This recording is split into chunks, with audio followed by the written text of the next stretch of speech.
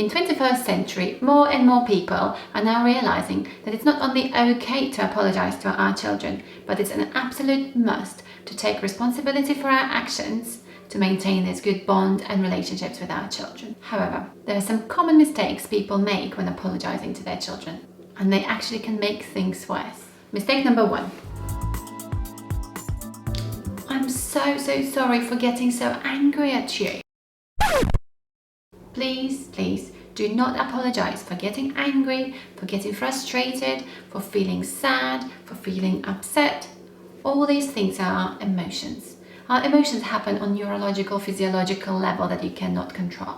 In fact, if you apologize for your emotions, what you're teaching your children that our emotions are bad. So next time when they feel frustrated or upset or sad, they'll think this is a bad thing, that means I'm a bad person. We only apologize for our actions, because that's something we can actually control. So instead you can say something like this. I'm so sorry for yelling at you earlier. It must have felt frightening to you. I felt really frustrated.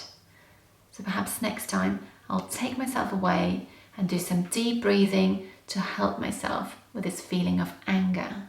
So by doing this, you're actually demonstrating how to take responsibility for your actions. You also show them that you've got awareness of the impact it had on your child by saying it must have been scary or frightening for you. What you're also doing is you're labeling the feeling you were experiencing at the time, which is something the child will learn from you. And then you're showing that you're thinking of the solution and a plan for next time. Mistake number 2. I'm sorry I snapped at you, but you were just being so naughty. What this apology is actually saying, I'm sorry, but, well, no, not really. In fact, it's all your fault. I don't really have remorse. To me, it just screams blame all over it.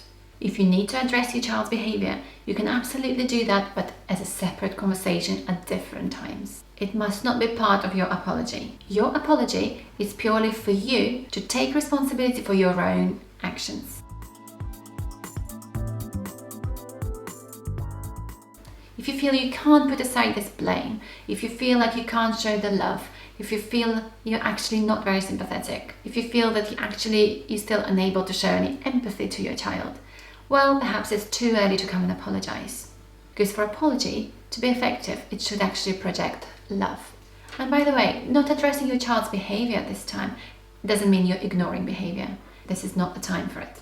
You can say, I did not like the way you spoke to me, but I should have handled it differently. Instead, I was disrespectful back to you, and I'm so sorry for that. Perhaps you can help me to put a plan together how we can avoid this situation in the future. Mistake number 3. I'm so sorry I have upset you. I feel awful. I'm such a terrible mother. I'll never forgive myself. All this is a really unhealthy blame. And remember, your child is watching and learning from you every single moment. Of course, it is absolutely important to show the remorse, but it is also important to show that it's not the end of the world.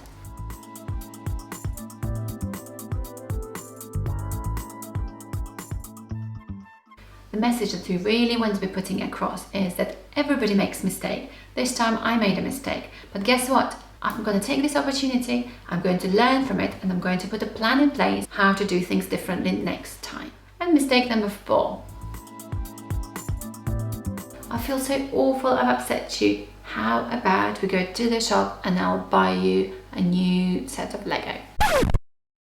This is an absolute recipe for disaster and a direct route to the huge entitlement problem. And also it doesn't really teach any important values of relationships and empathy. Instead, connect with your child. Do something fun together. Read a book, play together, just spend time with them.